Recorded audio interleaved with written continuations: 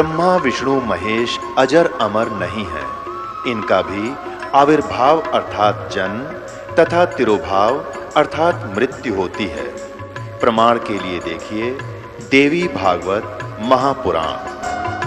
ब्रह्मा, मैं, विष्णु और शिव, यह तुम्हारी प्रभाव से जन्मवान है। हम तो जन्मवान है, हमारा तो जन्म होता है और मरते हैं, नित्य नहीं है, हम अविनाशी नहीं है। फिर इंद्रादि दूसरे देवता नित्य किस प्रकार हो सकते हैं? कृपया अवश्य सुनिए जगत गुरु तत्वदर्शी संत रामपाल जी महाराज के अमृत वचन। कहते हैं संत में लड़कों चालियो तज माया अभिमान। और जो जो कदम आगे को रखोगे फिर माया अभिमान से लैस होकर के, रहित होकर के, एक आत्म रूप में, एक दास रूप में आप इधर को प्रस्थान करोगे। आपके एक कदम के रखने की कितनी वैल्यू बताई है, कितना पुण्य होगा आपको। एक अश्वमेघ यज्ञ के तुल्य आपको एक कदम का पुण्य होगा। चाहे आप गाड़ी में आते हो, चाहे अपने किसी मोटरसाइकिल कार में आते हो, चाहे बसों से आते हो, ये सारे कदम हैं, जैसे किलोमीटर होते हैं। तो संतों ने इसको कदमों में मापा है कि वहां से यहां तक जितने भी आपके कदम रखे गए, जितने कदम बने, उतने ही यज्ञों का पुण्य मिलेगा यदि आप इस भाव से सत्संग के अंदर आओगे। जैसे रोगी होता है, रोगी को यह पता लग जाता है कि दीर्घ रोग है और यहाँ के लोकल हॉस्पिटल के डॉक्टरों ने मना कर दिया है कि आप जाइए ऑल इंडिया इंस्टीट्यूट दिल्ली में।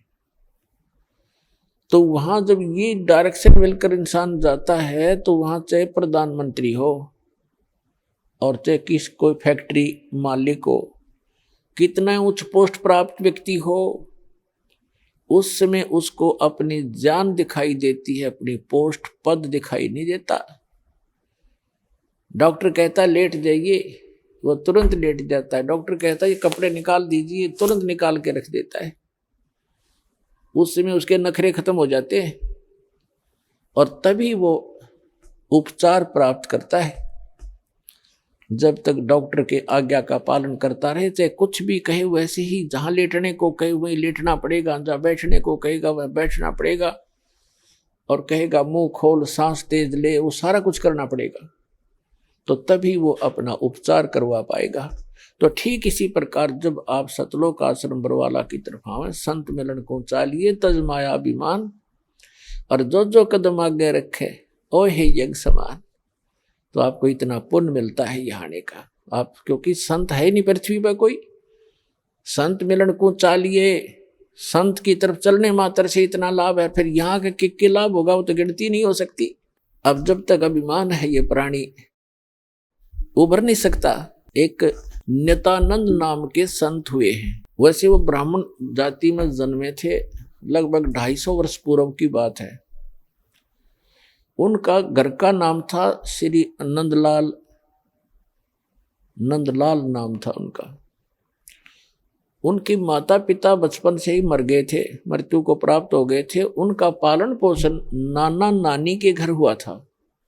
उनके नाना जी जो थे, नंदलाल जी के नाना जी, नारनौल के नवाब के यहाँ एक उच्च पोस्ट प्राप्त थे। और जब ये नंदलाल जी युवा हुए, ब्राह्मण कुल में थे ये, तो इनको भी वहां एक तहसीलदार की पोस्ट पर नियुक्त करवा दिया। नंदलाल जी तहसीलदार थे, घोड़ा इनको प्राप्त था, बन ठन कर चलते थे। उस समय जो तहसीलदार की वैल्यू जनता में होती थी, इज्जत होती थी, आज के तो मेरे ख्याल में मंत्री की भी ना होगी। नंदलाल जी का विवाह हो गया था, संतान प्राप्ति अभी हुई नहीं थी। अब कहते हैं ना जाने कब भाग्य उदय हो जाता है प्राणी का। एक दिन नंदलाल जी अपने महल के, अपने मकान के छत पर गर्मियों के समय में छत पर टहल रहा था, रात्रि में नींद आई नहीं। और उसने क्या देखा कि कहीं थोड़ी सी दूरी पर रात्रि के समय किसी के घर पे कोई संत आए हुए हैं और परमात्मा की कथा सुना रहे हैं, सत्संग कर रहे हैं। अपन आत्माओं पिछले जब से होते हैं पूर्ण हंस मुराद, ये पिछले संस्कार होते हैं जो आदमी परमात्मा की तरफ आत्मा आकर्षित होती है। उसने सारी रात सत्संग सुना, नींद और खत्म होगी। कुछ तो परमात्मा की दया उस पर हुई कि वैसे नेचुरल नहीं आई नींद, और वो ज्ञान सुना, वो सत्संग सुना कि मनुष्य जीवन किस लिए प्राप्त होता है, इसको हम कैसे व्यर्थ कर रहे हैं। चाहे प्रधानमंत्री बन जा, यदि भक्ति नहीं है तो व्यर्थ है ये जीवन इसका। अगम निगम को खोज ले बुद्धि विवेक विचार, उदय अस्त का राज मिले तो बिन नाम बिगार। सत्संग के अंदर ये ज्ञान कराया जाता है कि जैसे कोई भी राजा बना है तो अपने पुण्य कर्मों से बना है, और भक्ति नहीं करता वो प्राणी अपने पुण्यों को, जो पूर्व जन्म के संग्रहित पुण्य हैं, उसके भाग्य में डिपॉजिट करके भेज रखा भगवान ने, उनको नाश ही कर रहा है, उनको खर्च रहा है। वो अब भविष्य की कमाई नहीं कर रहा है, भविष्य के लिए कुछ आगे का डिपॉजिट नहीं कर पा रहा है, केवल खर्च ही कर रहा है। परमात्मा क्या बताते हैं, अगम निगम को खोज ले बुद्धि विवेक विचार, उदय अस्त का राज मिले तो बिन नाम बिगार। पुराने समय की बात है, अब बातें याद आती, वो पिछली कथाएं। एक 3 व्हीलर वाला था, बड़ा 3 व्हीलर जो पहले पेट्रोल के चले थे। उस 3 व्हीलर हमारे गांव से, और लाखन माजरा गांव है, वहां तक 3 व्हीलर चला करते थे 2। उनमें से एक नहीं आया। एक दिन दूसरे ने पूछा कि कल क्या कारण हुआ, पहुंचे नहीं। तो उस 3 व्हीलर वाले ने बताया कि कल मैं बेगार में फंस गया था। बेगार क्या होती थी कि पहले पुलिस वालों के पास ये मोटर गाड़ियां नहीं होती थी। वो किसी भी जीप वाले को या किसी टेम्पू वाले को, उस 3 व्हीलर वाले को या 4 व्हीलर वाले को सुबह कैच कर लेते थे, सामने खड़ा कर लेते थे थाने का आगे। कहीं रेड मारनी हो, किसी प्रकार की कोई भी उन्होंने कहीं जाना होता था अक्षेत्र में, तो वो उन्होंने पकड़ लिया पुलिस वालों ने, और सारा दिन उसको टिकने नहीं दिया। को 20 गांवों के अंदर उन्हें पहुंचे, इधर उधर गए। तेल भी उसने अपनी जेब से डलवाया, और सारा दिन मनमाने 200 से 300 किलोमीटर का क्षेत्र तय कर दिया। आम आदमी तेनो दिखा दानो बड़ा स्पीड से चल रहा है, बड़ी कमाई कर रहा होगा, और कर रहा था अपने ही पल्ले से खर्च कर रहा था। तेल का भी कमाई तो थी नहीं उस दिन। तो उसको बिगाड़ बताते हैं। तो 3 व्हीलर वाले ने बताया कि मैं ऐसे ऐसे कल पुलिस का फंस गया था बिगाड़ में, और 200 रुपये का पेट्रोल अपनी जेब से फूक का आया, कल कुछ चवन्नी मिली नहीं। उस समय के 200 रुपये आज के 20,000 रुपये, इतना वो खर्च हुआ उसका।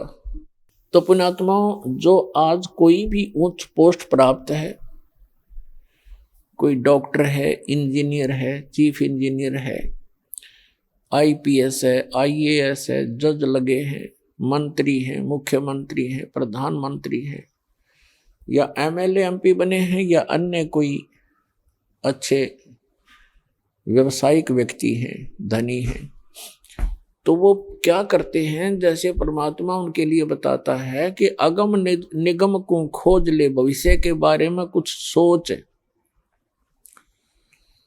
और बुद्धि विवेक विचार, उदय अस्त का राज मिले तो बिन नाम बिगारे। पूरी पृथ्वी का यदि राजा हो, और तो छोड़ो सारे छोटे मोटे शासकों को, कहते हैं पूरी पृथ्वी का राजा हो और उसके पास ये सत्य भक्ति ना हो, अब उसकी चहल पहल न देखे, तो आदमी ने सोचा इस जैसा सुखी नहीं रही तो बड़ा ठाठ कर रहा है, और ठाठ तो कर रहा है, लेकिन अपने जीवन को 12 बांट कर रहा है। पिछले जन्म के पुण्यों को अपने ही पल्ले से खर्च कर रहा हो राजा और चक्रवर्ती राजा बनकर, और भविष्य की कमाई उसकी बन नहीं रही, क्योंकि वो बेगार कर रहा है। बेगार तो बेगार वाले की इनकम नहीं होती पर स्पीड पूरी होती है।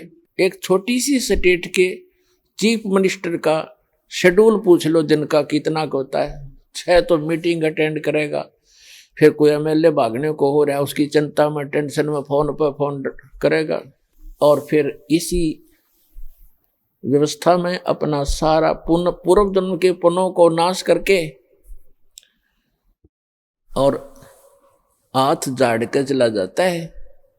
परमात्मा बताते हैं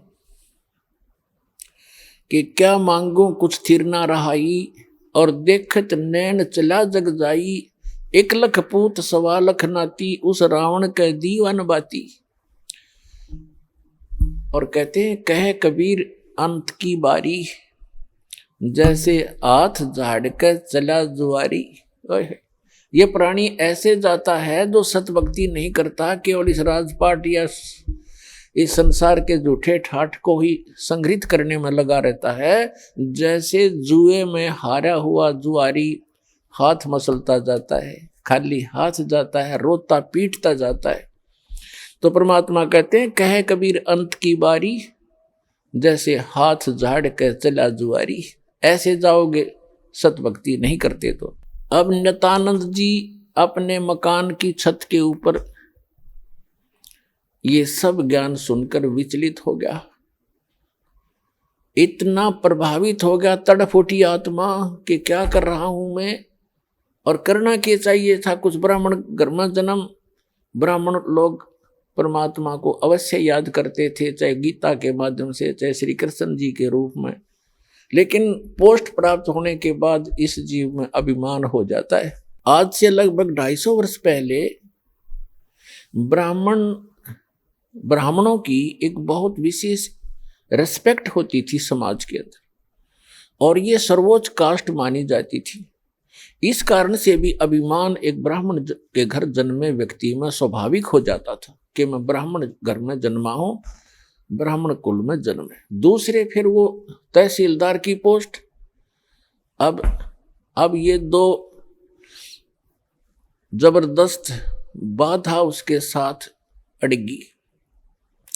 एक तो ये कि हम तो जगत के गुरु ब्राह्मण, और एक सिंपल संत कहीं बैठकर कोई ज्ञान सुना रहा है और बता रहा है कि गुरु बिन माला फेरते, गुरु बिन देते दान, गुरु बिन दोनों निष्फल हैं, चाहे पूछो वेद पुराण। राम कृष्ण से कौन बड़ो उन्हों भी गुरु कीन, 3 लोक के वेद धनी गुरु आज्ञा थी।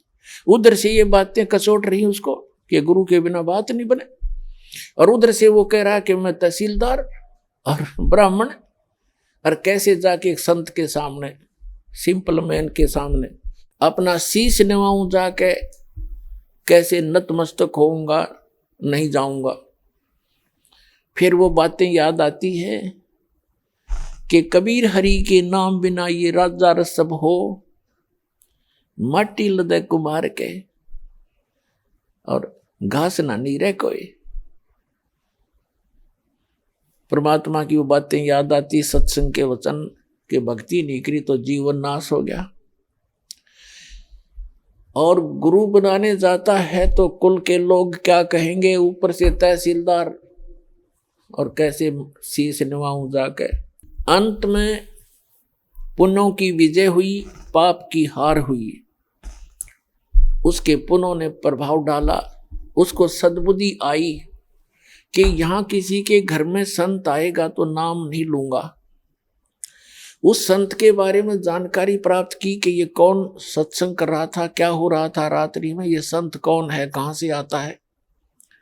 उसका पता चला कि यहीं से 2 किलोमीटर की दूरी पर, नारनौल से 2 किलोमीटर की दूरी पर बाहर बनी में जंगल में इनका आश्रम है।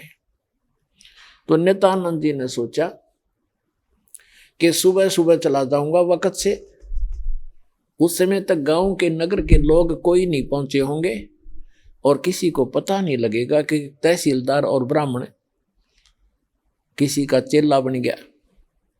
और वक़्त से जाके नाम ले आऊंगा, फिर अपना वजन कर लिया करूंगा। तो इस उद्देश्य से वो वक़्त से उठा अगले दिन, नेक्स्ट डे,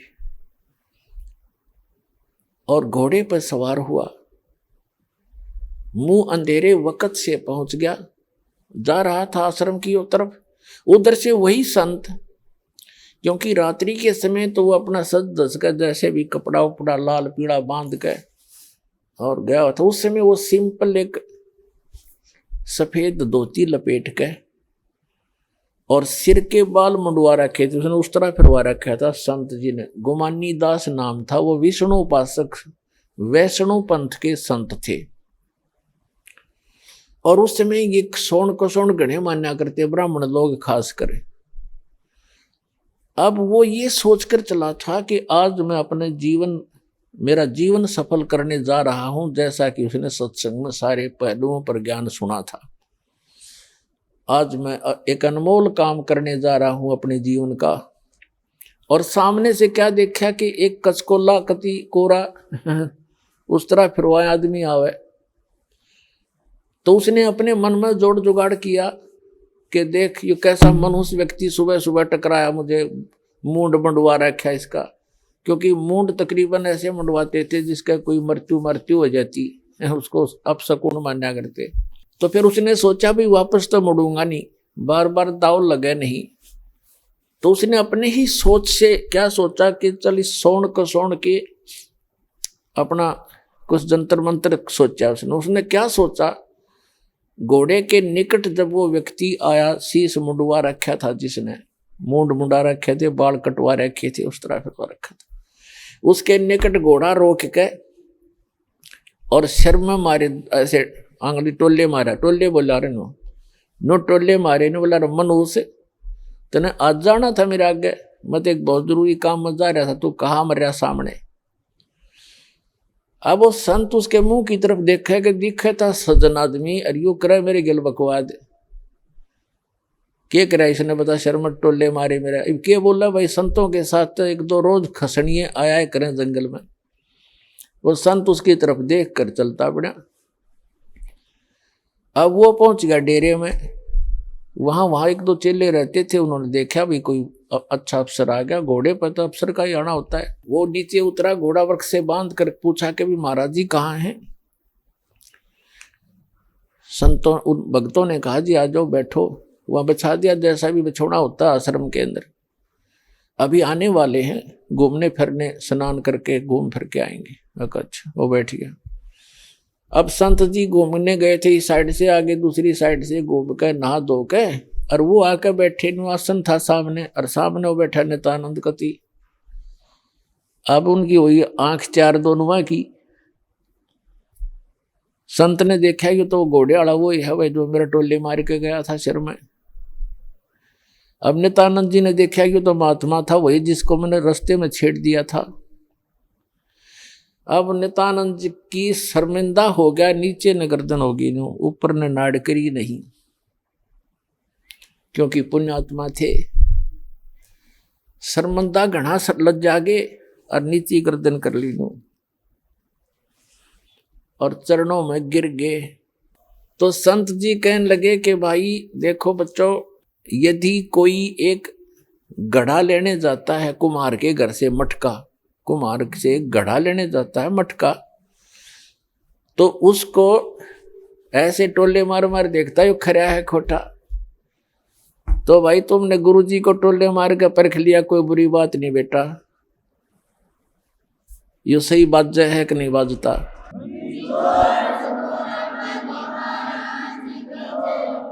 इतना सुन के और चरणों में बुरी तरह गिर गया, क्योंकि उसकी मरोड़ निकालनी थी, उसका ऐम खत्म करना था परमात्मा ने। और करबद्ध होकर कहने लगा, हे मालिक मैं बहुत नीच आत्मा हूं और आप सचमुच संत हो, मैंने आपके साथ इतना अभद्र व्यवहार किया, आपने फिर भी मुझे सीने से लगा लिया। अब नित्यानंद जी के और हृदय में यह बात गहरी उतरेगी कि भी सचमुच संत है, नहीं तो धमका देता, भगा देता, और नाम भी देता तो हृदय से ना देता तो मेरे आना भी विफल होता। तो संत ने कोई दुख नहीं माना, कोई बात नहीं बेटा, आपका उद्देश्य गलत नहीं था, मैं समझ गया था। जब तुझे यहाँ देखा तो मुझे आइडिया लगा लिया ये आदमी नेक है। ये कह ये रहा था कि मैं जा रहा हूँ शुभ काम के लिए, तू आगे काम मर गया। तो उससे भी उसने आइडिया लगा लिया कि आदमी खास है और प्यासा है भगवान का। तो नित्यानंद जी ने दीक्षा ले ली और दीक्षा लेकर के फिर उसकी पत्नी ने विरोध शुरू कर दिया। इतना विरोध कर दिया कि उसको ये डर हो जाता है इन बहनों को अज्ञान के कारण कि कहीं ये घर ना छोड़ दे। लेकिन साधु संत जो होते हैं वो घर छोड़ने की नहीं कहते, और जो बुराई छोड़कर भक्ति करने को कहते हैं। लेकिन उसको जैसे भी आसपास की औरतों ने भी पट्टी पढ़ा दी, ये तो बाबा बनेगा, ये तो घर छोड़ देगा, इतनी भक्ति करता है, रोज आश्रम में जाने लग गया। तो उसने उसके गुरुजी को भी अभद्र व्यवहार कर दिया उसकी पत्नी ने। तो उसने उस नित्यानंद जी ने देख लिया एक दिन, तो उसने प्रार्थना की, परमात्मा या तो ये मार्ग नहीं याद दिलाना था ठीक से, अपने डले ढो रहा था, कर्म फोड़ रहा था, फोड़ लेता। और हे परमात्मा भी अब बाधा बन के खड़ी होगी, या तो इसने सद्बुद्धि दो, ना इसकी माटी सुंगवा लो परमात्मा, या तो इसको सद्बुद्धि दो कि ये भी मेरा साथ दे, भक्ति करे, अपना कल्याण करवा ले, और नहीं तो दाता इसने वापस ले लो, तेरी आत्मा ने, मुझे जरूरत नहीं संसार की। कुछ दिनों के बाद क्या हुआ, 5-6 महीने के अंदर उसकी पत्नी बीमार हुई, मृत्यु को प्राप्त होगी, उसने घर त्याग दिया। और यहाँ हरियाणा के अंदर एक जटेला जोड़ है, 4-5 गांवों की सीमा का ज्वाइंट है, इकट्ठा के वहाँ जंक्शन है, वहाँ एक बड़ा जंगल सा था, उसमें रहने लग गया।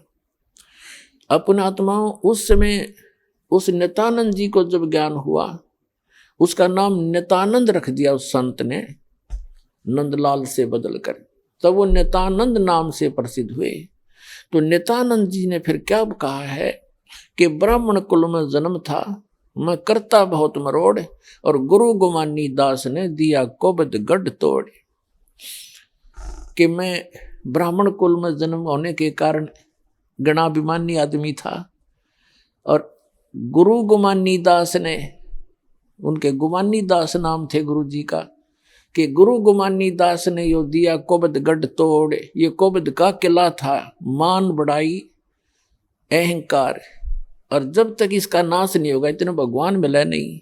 सिर सौंप्या गुरुदेव को, सफल हुआ ये शीश, नित्यानंद इस शीश पर आप बसे जगदीश। अब क्या बताते हैं, नित्यानंद जी कहते हैं सिर सौंप्या गुरुदेव को और सफल हुआ ये शीश, नित्यानंद इस शीश पर आप बसे जगदीश। अब सिर कैसे सौंपना होता है कि गुरु जी की आज्ञा का पालन करें।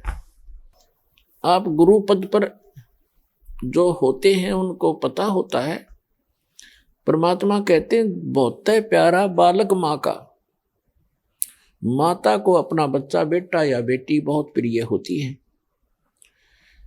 कहावत है कि पिता से 100 गुना प्रिय ममता अपने बालक में माता को होती है, और माता से भी 100 गुना ममता प्रिय गुरु को अपना शिष्य या शिष्या होती है।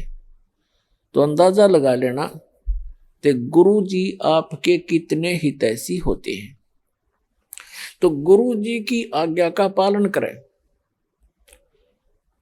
पहली भक्ति मार्ग का प्रथम एक ये मंत्र नोट कर ले, भाई जो गुरु बचन पे डट गे रकट गे फंद 84 के। भाई जो गुरु बचन पे डट गे कट गे फंद 84 के, कट गे फंद 84 के, रकट गे फंद 84 के। भाई जो गुरु बचन पे डट गे रकट गे। वस्तु मिली ठोर की ठोड़, मिट मिट गी मन पापी की दौड़। वस्तु मिली ठोर की ठोड़, मिट गी मन पापी की दौड़। भरम मिटे मथुरा काशी के, भरम मिटे मथुरा काशी के। भाई जो गुरु वचन पे डट गे, कट गे फंद 84 के, कट गे फंद 84 के, रे कट गे।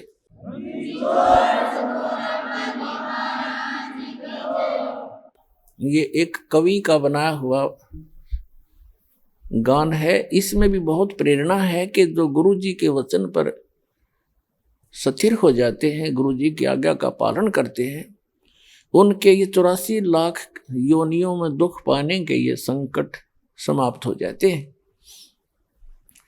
अब गुरु जी को कैसे गुरु की आज्ञा का पालन करना है। सिर सौंप्या गुरुदेव को, सफल होया ये शीश। नितानंद इस शीश पर, आप बसे जगदीश। सिर कैसे सौंपना होता है?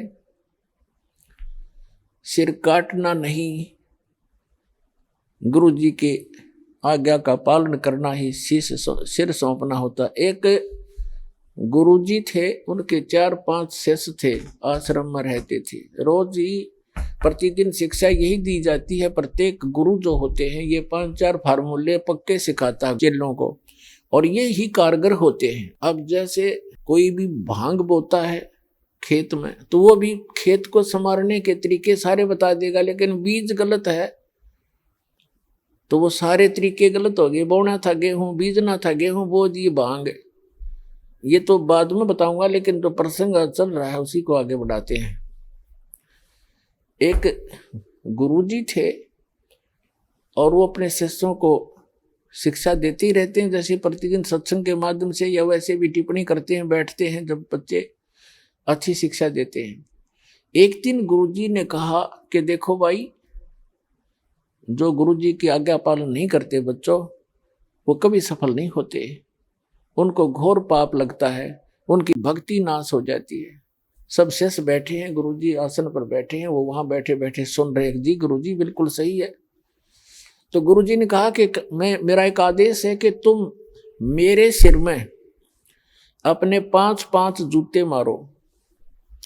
और ये भी शिक्षा दी जाती थी, गुरु मानुष कर जानते ते नर गए अंध, महादुखी संसार में आ गए यम के फंद। गुरु को परमात्मा के तुल्य मानना चाहिए। अब उनके सामने धर्म संकट खड़ा हो गया। गुरु जी की आज्ञा का पालन नहीं करें तो भक्ति का नाश हो गया, और गुरु जी की तरफ हाथ कर दिया तो कट जाए वो हाथ, इससे अच्छा था। तो पर उस गुरुदेव ने कहा, मैं क्या शिक्षा दे रहा था तुम्हारे को, बस ऐसे भक्त तो मेरी आज्ञा का पालन नहीं कर रहे। नीची गर्दन कर ली। एक खड़ा हुआ, अपना जूता निकाला, गुरुजी के पास आकर बैठ गया और अपने सिर में 5 जूते मारे, मट्टाए मट मट्टाए मट। तब गुरुजी ने कहा, भाई डंडी मत मारे, तेरे सिर में नहीं मेरे सिर में कहा था मैंने। तब उस गुरु चेले ने कहा कि गुरुदेव, इस दास का शीश भी तो आपका ही है।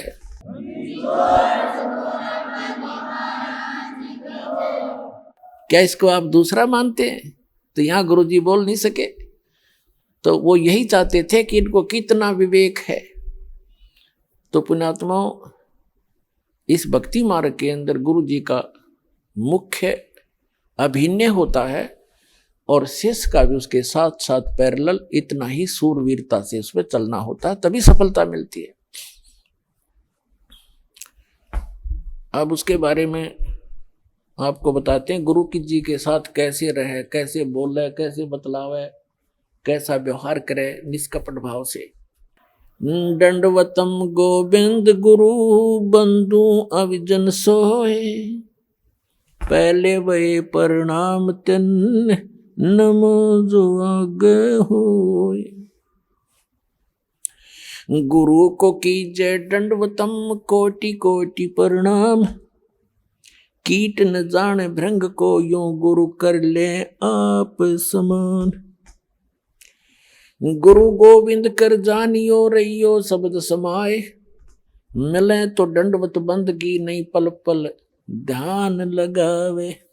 गुरु मानुष कर जानते ते नर कहिए अंध, महा दुखी संसार में फिर आगे काल के फंद। कबीरा ते नर अंध हैं गुरु को कहते और, हरि के रूठे ठोर है भाई गुरु रूठे नहीं ठोर। गुरु गोविंद दोनों खड़े काके लागू पाए, बलिहारी गुरु अपना जिन गोविंद दियो मिलाए। अपने आत्माओं कितना महत्व है सच्चे सतगुरु का, कि जैसे उदाहरण आपको बहुत बार दिया है, जिस व्यक्ति के ऊपर आपदाएं आती हैं वो स्वयं स्वीकार करता है और कहता है कि मेरा राम रूठ गया, मेरा भगवान रुष्ट हो गया, आज मेरे ऊपर दुख पर दुख आ रहे हैं। और जिसके घर सुख होता है उसको अन्य आम व्यक्ति ही कहते हैं इसका राम राज्य है भाई, इसका भगवान प्रसन्न है इसके ऊपर।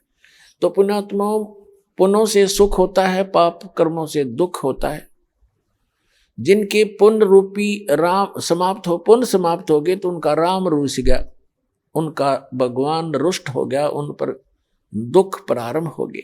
तो जैसे आप खेत में कहीं मजदूरी करने जा रहे हो या कहीं पर भी आप एकांत स्थान पर कोई मटका पानी का भर के ले गए और सारा दिन पीते रहे, जब तक पानी चला तो नो प्रॉब्लम, और पानी जल खत्म हुआ तो हुई प्रॉब्लम, प्यासे मर जाओगे। पुनः उसको नहीं भरा तो कहाँ जाओगे? हैंड पंप पर गए, कुएं पर गए। हम यहाँ हैंड पंप लेकर चलेंगे जिससे एक सटीक उदाहरण बन जाता है। हैंड पंप, एक तरफ तो हैंड पंप पर गए, मटका भर लिया, फिर आपत्ति समाप्त। जो आपत्ति आई थी जल के अभाव से वो ठीक होगी, वो बला टली। ऐसे ही जो पुण्यों के अभाव से आप पर आपत्तियां आ रही हैं, तो यही फिर राम नाम के पुण्यों का घड़ा फिर भर देंगे। कहाँ से? गुरु रूपी हैंड पंप पर जाना पड़ेगा आपने। तो ये समझ लिए गुरु जी हैंड पंप है और एक मटके में जल रखा है। एक तरफ हैंड पंप खड़ा है, नल है पानी का, एक तरफ मटके में जल भरा है। तो आपसे कोई कहे कि इस मटके में तो घड़े का भरा जल और एक तरफ नल, इनमें से कौन से को पसंद करोगे? तो इतना तो बेईमान होना ही पड़ेगा हमने भाई। मटका चाहिए, नल चाहिए हमने, तो मटके का तो पानी तो शाम तक भी खत्म हो ले, और हैंडपंप मत कितने भर ले मटके तो अभी खत्म नहीं हो। तो कहते हैं वैराग नाम है त्याग का 5 सोमा। ये जो काम क्रोध लोभ अहंकार मोह कहते हैं, अब इनकी दिशा बदल लो। बेईमान हो तो दान करने पर हो, बेईमान हो तो ऐसा बेईमान ना करे, ऐसा लोभ करे जो भक्ति मार्ग में आपको सहयोग देवे। कर्म फोड़न का बेईमाना लोभ करना अनुचित है। तो परमात्मा कहते हैं गुरु गोविंद दोनों खड़े, मटके में जल तो समझ लो गोविंद और नल समझ लो गुरु। इन दोनों में से कहते हैं किसके लागू पाए? आप उत्तर दे रहे परमात्मा, हमारी तो इतनी बुद्धि काम भी नहीं करे। बलिहारी गुरु अपना जिन गोविंद दियो मिलाए। जिस धन है मेरा वो गुरु, वो नल का हैंड पंप, जिसने वो राम मिला दिया, जिसके अभाव से हम दुखी हो रहे थे वो पुण्य प्राप्त करा दिए। तो परमात्मा कहते हैं गुरु मानुष कर जानते ते नर कहिए अंध, महादुखी संसार में आ गई यम के फंद। गुरु गोविंद दोनों खड़े किसके लागू पाए? बलिहारी गुरु अपना जिन गोविंद दियो मिलाए। कबीर हरि के रूठ से गुरु की शरण में जा, और कह कबीर गुरु रूठ गए फिर हर नहीं होत साए। अब जैसे आपका राम रूठ गया, आपके पुण्य समाप्त हुए, गुरु मिल गए तो रोज भर लो बाल्टी, दिन में 10-10 बार। और फिर कहते हैं यदि आप जी ने हैंड पंप खराब कर दिया, उसको मिस हैंडल करके, उसकी टेक केयर ना करके, रिस्पेक्ट नहीं की, तो आपका हैंड पंप खराब हो गया, यानी गुरु रूठ गए।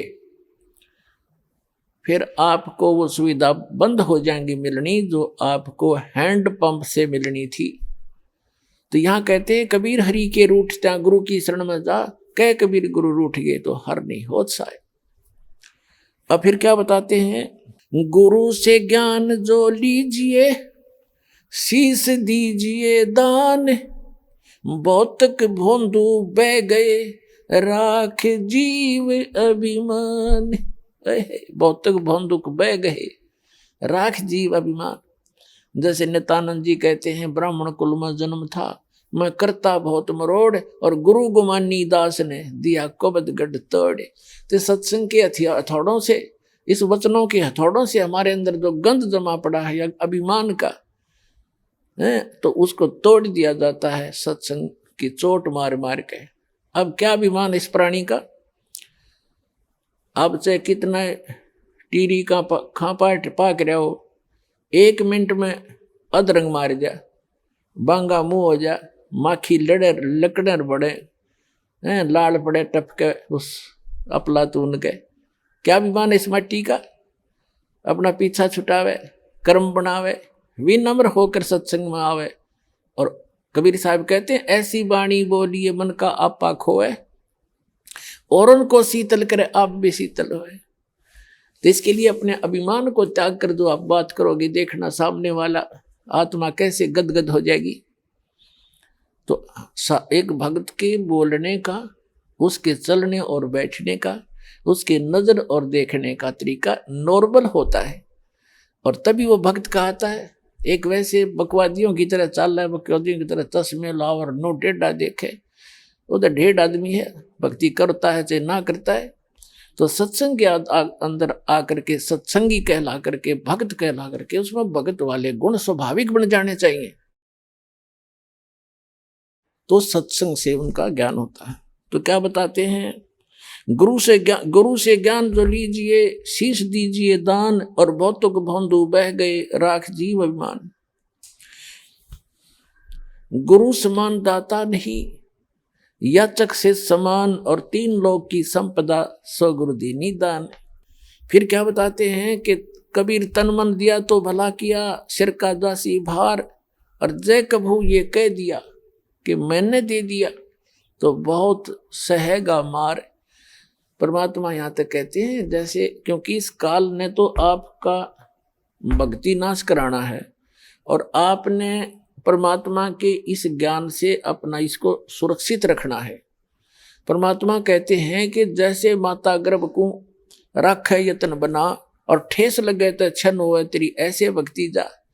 जैसे किसी बहन को, किसी माई को काफी समय के उपरांत या कभी भी गर्भ रहा हो, और उसके उपरांत वो कितनी सावधानी बरतती है उस अपने लाल को प्रफुल्लित करने के लिए, सफल करने के लिए, सुरक्षित रखने के लिए। चलते समय भी ये सोचती है कि ऊंचे नीचे पे पैर ना टिक जा, कहीं झटका ना लग जा।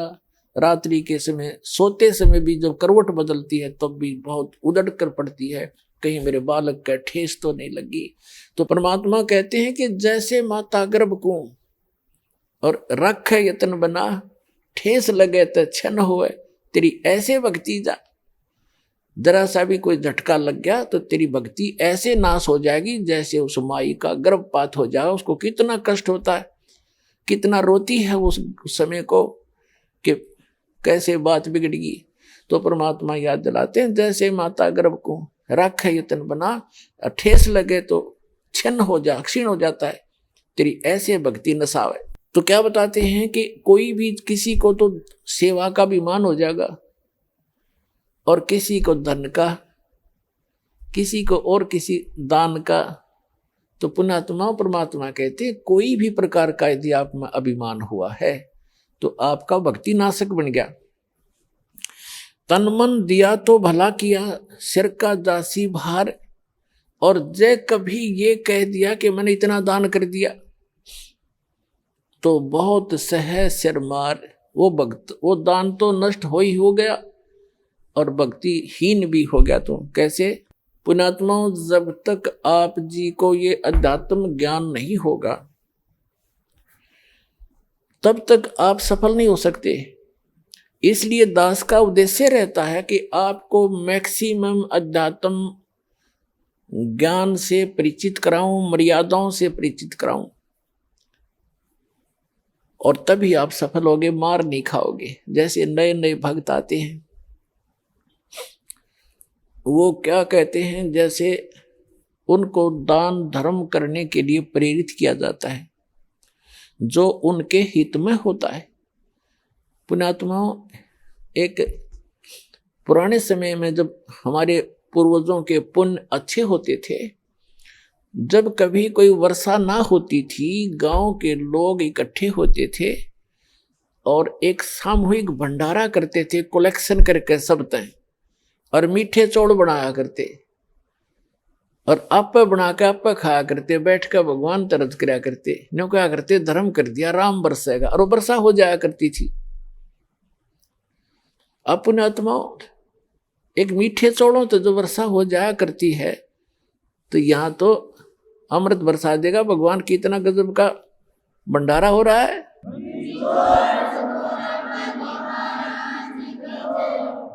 एक भक्त के साथ दो भक्त और व्यक्ति आगे, आम जैसे सत्संग में आम अलाउड करते हैं, आ जाओ भाई, आ जाओ, सत्संग भी सुन लेंगे। तो उन्होंने देखा यहाँ जहां भी सत्संग हमारा चल रहा है कि क्या करते हैं, गरम गरम चाय की टैंकी भरी है और गर्मियों के दिन में कहीं नींबुओं के टोकरी की टोकरी भरी है, चीनी की बोरी खोल रखी है, और भगत काटे नींबू बिलाओ, पानी बनाओ, सेकंड गुट गुट पियो, कोई खाना खा रहा है, कोई दूध पी रहा है, कहीं हलवा मिल रहा है। तो उन दोनों में से जो नए आए थे, उनमें से एक कहने लगा, बोला भाई गांव में न्यू कह रहे हैं, बोला वहां पर राम उतर रहा है, बोला राम आ रहा है, भगवान उतर रहा है। वो दूसरा बुद्धिमान था, वो कहने लगा, रहा ऐसा धर्म जहां पर हो, ऐसा धर्म हो रहा हो, वहां तो राम ना उतर रहा हो तो उतर जा।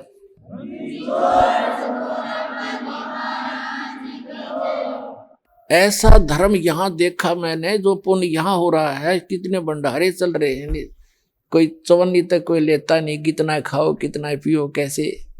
तो कहते हैं यहाँ तो इसे धर्म जहां होते हो, वहां भगवान ना उतर रहा हो तो उतरना पड़े, उस मालिक ने आना पड़े वहां पर। तो पुण्यात्माओं, तो धर्म के लिए आपको प्रेरित किया जाता है। ये विधिवत साधना है, शास्त्र अनुकूल साधना है। यहाँ का किया हुआ पुण्य आपको बहुत गुना हो करके वापस भी मिलेगा और आपके गुड अकाउंट में लिखा जाएगा, वो अलग से। या आपको वापस जो मिलेगा, ये तो आपका यूं समझ लो ब्याज ब्याज मिलेगा, मूल धन तो आपका जमा होता रहेगा। ये ऐसे जान लेना।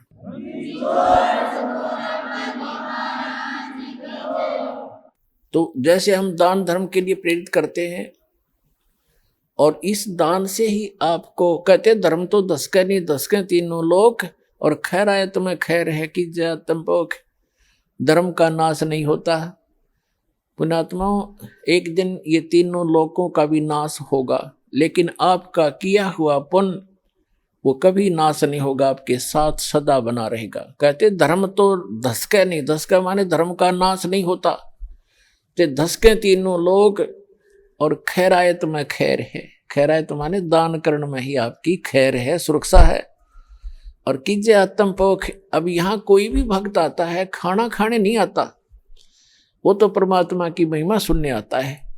और ऐसे साधु भाव में कोई भी आवेगा, यहाँ कोई आदमी नहीं आ सकता, किसी के पास आज समय नहीं है तो वैसे यहाँ जावे। वो परमात्मा की एक प्यारी आत्मा आता है, चाहे उसने वो नाम नहीं भी लिया है, ना लेना चाहता, यहाँ आने वाला व्यक्ति उस परमात्मा का एक VIP समझ लो, उस भगवान की एक प्यारी आत्मा है, कुछ दिनों में समझ में आ जाएगी, उसका नाम भी ले लेगा। तो यहाँ आए वाला भक्ति भगवान के लिए आया है, ना कि खाने के लिए। और ऐसे भक्त को यहाँ खाना खिलाना, उसको भोजन में सहयोग देना भंडारे में, इसके पुण्य की कोई गिनती नहीं। अब क्या प्रसंग चल रहा है कि जैसे कई भक्तों को प्रेरणा दी जाती है कि भाई आप जोत बोलो हवन के लिए। देखो पुण्यात्मा, हमारे कई प्रकार के पाप हमने इकट्ठे कर रखे हैं। जैसे एक दास ने एक वाणी बोली थी भगवान की कि मानत ना मन मोरा साधो, मानत ना मन मोरा रे, और बार बार मैं ये समझाऊं जग में जीवन थोड़ा रे। फिर क्या बताते हैं कि शरण पड़े को गुरु संभाले, जान का बालक भोरा रे। और कहे कबीर तुम चरण चित राखो जो सुई में डोरा रे। जैसे कोई बालक छोटा सा होता है, 5-4 महीने का, 7-8 महीने का, 9 महीने का बच्चा, वो पालने में सुला रखा होता, माता काम लग जाती है अपने घर के काम में। थोड़ी सी देर में वो रोने लगता है तो देख उसको पता लग जाता है माता को, या तो ये भूखा हो गया या इसने टट्टी पेशाब कर लिया। तो जाकर देखती है तो टट्टी पेशाब करके और सारे कपड़ों को भी खराब कर रखा है, अपने पैर पूर भी खराब कर रखे हैं, हाथ हूथ भी लगा रखा है, टट्टी लगी उसके हाथों के। उस माता को वो बच्चा बुरा नहीं लगता, वो उसको उठाती है और नवाती है, खूब साफ करती है, उसके कपड़े धोती है, नए कपड़े पहनाती है, फिर लाड करती है, सीने से लगाती है। उसको मालूम है कि बालक है, इसको पता नहीं, गलती इस अनजान है, ये ऐसे सारा दोना टट्टी में सना पड़ा है, तो उसको बुरा नहीं लगता। माता को पता है, सब पता नहीं। तो इसी प्रकार आप जब यहाँ आए हो, इस कलयुग में पहुंच चुके हो, आप इतने पाप कर्मों से सन गए हो और आपको पता नहीं कितने पाप कर लिए, जैसे उस बालक ने कर लिए, उसको पता ही नहीं तू ये क्या कर रहा है। तो ऐसे अबोध जानता है भगवान आपको, ये सत्कर्म मान लो।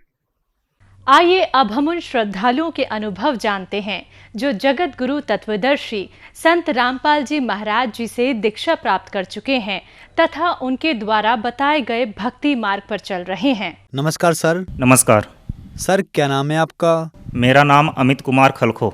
अमित जी, आप कहाँ से हैं? मैं कुनकुरी जसपुर जिला छत्तीसगढ़ से। अमित जी, संत रामपाल जी महाराज से नाम दीक्षा आपने कब ली? मैं 5 सितंबर 2013 को। संत रामपाल जी महाराज से नाम दीक्षा लेने से पहले क्या आप कोई भक्ति साधना भी करते थे? सर, संत रामपाल जी महाराज की भक्ति साधना से पहले मैं ईसाई धर्म से था और मैं ईसा मसीह की जो है ना भक्ति करता था, बाइबल का पाठ करता था, डेली चर्च जाता था, माता मरियम के सामने जो है ना घुटने टेक के प्रार्थना करता था, प्रेयर करता था। क्रिसमस में और ईस्टर में जो है ना हमेशा हम लोग 40 दिन जो है ना प्रार्थना, विनती, उपवास ये करते थे। सर, जैसा कि आपने बताया कि आप क्रिश्चियन धर्म से थे, तो फिर संत रामपाल जी महाराज की शरण में आने का क्या कारण बना? सर, मैं ईसाई धर्म में तो था, जैसा कि हमारे दादा परदादा माता पिता ने जो हमको सिखाया था उसी के अनुसार मैं प्रेयर करता था। ईसाई चंगाई में जो है ना सभा होती थी उसमें जाता था, प्रार्थना करता था। उसके बाद में सर कोई लाभ हुआ नहीं, क्योंकि इसमें जो है ना मांस मछली खाना पीना ये सब चलता था। उससे क्या है कि परिवार में लड़ाई झगड़ा और ऊपर से जो है ना हमारे भाई बहन हैं, गलत प्रभाव पड़ता था। कोई जो है ना नियम मर्यादा था नहीं। उससे क्या है कि हमारे यहाँ आर्थिक परेशानी, नशापान हमारे परिवार में होता गया और भूत प्रेत की ये जो है ना परेशानी हमेशा होते रही, जिसके कारण से लड़ाई झगड़ा ये सब चीज़ होते रहा। सर, हमारे यहाँ क्या होता है कि जो भी कार्यक्रम होता है उसमें क्या है कि मांस, हड़िया एक नशा होता है, चावल का बनता है, वो हमेशा जो है ना देना बहुत ज़रूर रहता है। और शराब जो है ना पीना ये बहुत ज़रूरी हो जाता है, जिसके कारण से जो है ना हमेशा लड़ाई झगड़ा तो होता ही है। और उसमें क्या रहता है कि अगर ये नहीं किए तो समाज से जो है ना बहिष्कृत कर देते हैं, जिसकी वजह से जो है ना ये बहुत ज़रूरी हो गया था। और उसके बाद में हमेशा चर्च जैसे जाते हैं, उसके बाद में हमेशा बोलते हैं कि पाप स्वीकार एक होता है, जिसमें आपकी पापों को बताया जाता है फादर के सामने में। तो वो जो है ना बताने के बाद में आपकी जो है ना पाप क्षमा हो जाती है, ऐसा जो है ना बोलते हैं। तो मैं हमेशा पाप स्वीकार करता था और परमेश्वर आपको जो है ना क्षमा करेंगे, ऐसा करके उन्हीं के द्वारा किया जाता था। सुबह शाम की जो है प्रार्थना जो होती थी वो मैं हमेशा करता था, फिर भी जो है ना हमारे कष्ट जो है ना दूर नहीं हुए। और ऐसा करते करते जो है ना मैं बहुत परेशान हो गया। माँ बाप जो है ना नशा करते थे और नशा करने की वजह से जो है उन लोग का कोई होश हवास रहता नहीं था। और गांव में मेरे घर के आसपास में बहुत परेशान लोग हंसते रहते थे, बोलते रहते थे कि ये इनका तो क्या है, कुछ होगा ही नहीं, हमेशा ऐसी ही है। और उनका तो कुछ होता जाता नहीं था। मैं समाज में हमेशा जो है ना बोलते गया कि नशा से जो है कम से कम दूर रहो, लेकिन उनके द्वारा कोई सुनवाई नहीं हुई।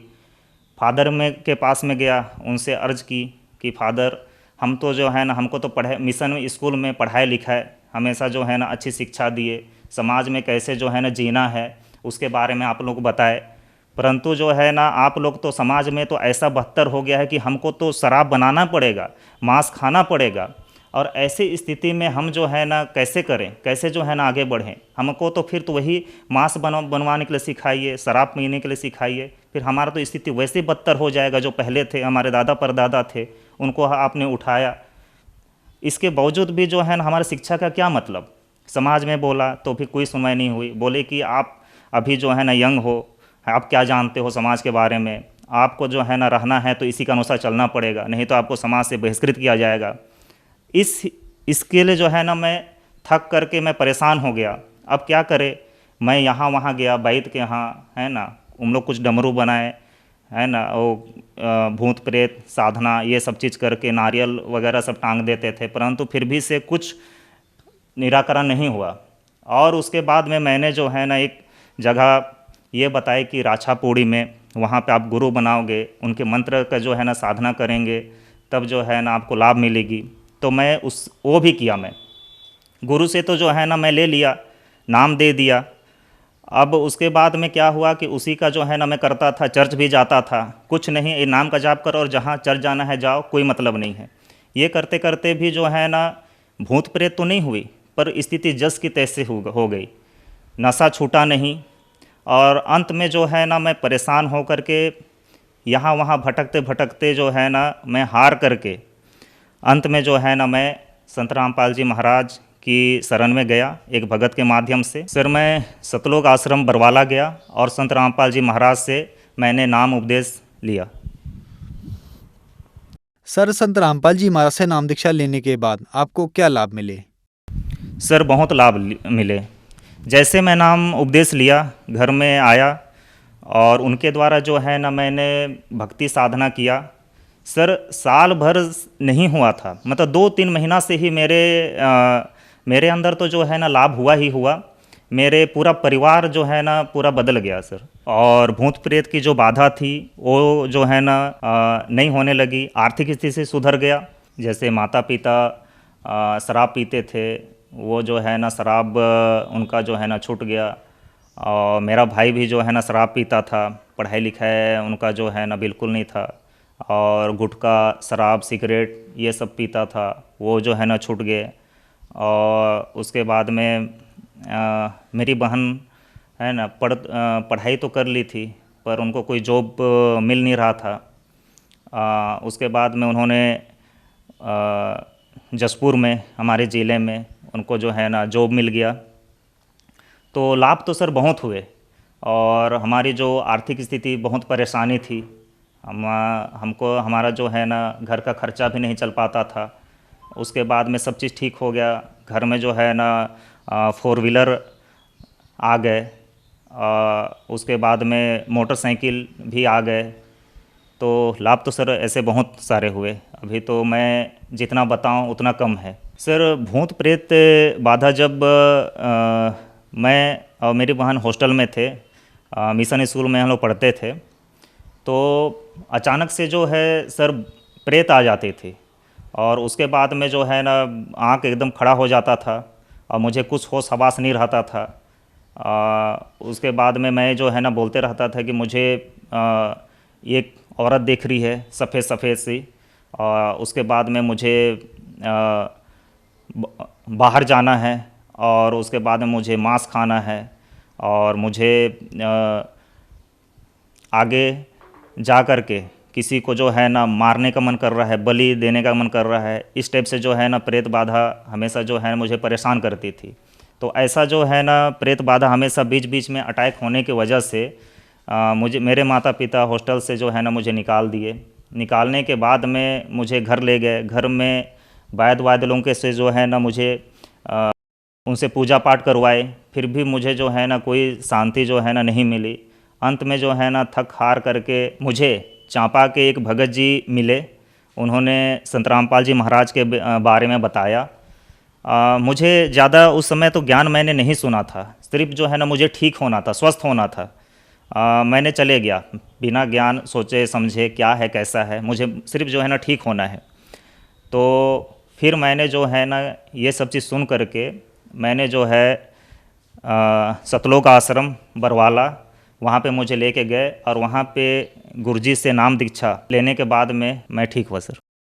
सर, देखा जा रहा है कि संत रामपाल जी महाराज ने आध्यात्मिक ज्ञान की क्रांति ला दी है, लोगों को सुखी किया, और जहां मेडिकल साइंस फेल हो रहा है वहां संत रामपाल जी महाराज अपने श्रद्धालुओं को ठीक कर रहे हैं। सर, दर्शकों में सबसे ज्यादा पूछे जाने वाला सवाल ये भी है कि क्रिश्चियन धर्म, मुस्लिम धर्म या और भी धर्म के लोग संत रामपाल जी महाराज से जुड़ रहे हैं। जैसे कि आप क्रिश्चियन धर्म से हो और आपने संत रामपाल जी महाराज से नाम दीक्षा ली, तो क्या आप क्रिश्चियन धर्म से संत रामपाल जी महाराज से नाम दीक्षा लेकर हिंदू बन गए? जी, संत रामपाल जी महाराज जो है किसी धर्म जो है ना परिवर्तन ऐसा बोलते हैं वो नहीं कराते हैं।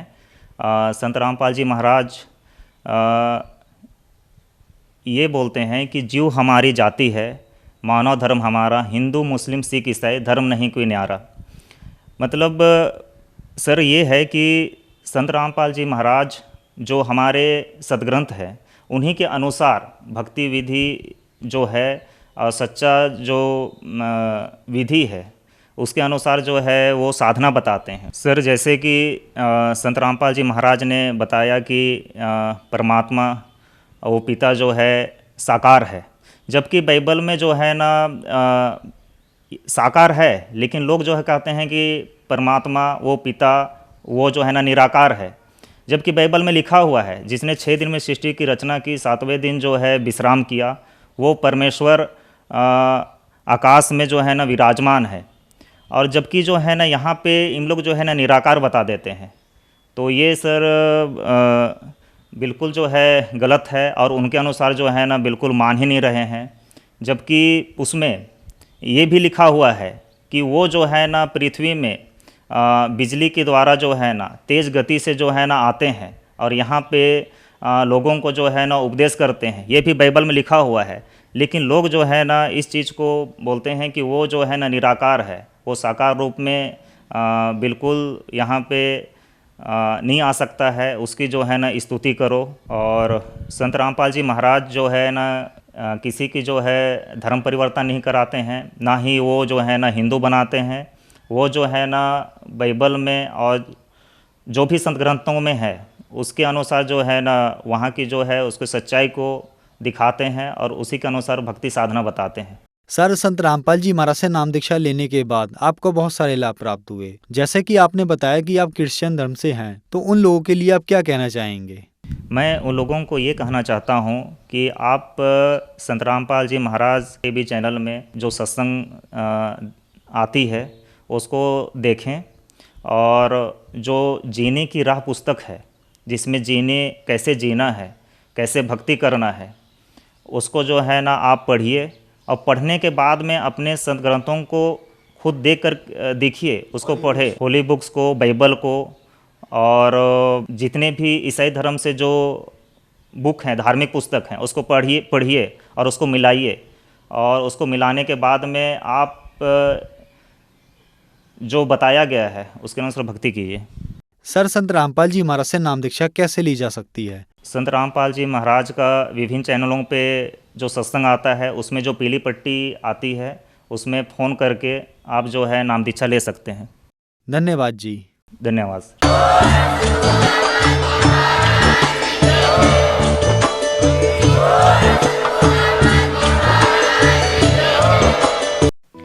आप सुन रहे थे जगत गुरु तत्वदर्शी संत रामपाल जी महाराज के मंगल प्रवचन। अधिक जानकारी के लिए संपर्क करें।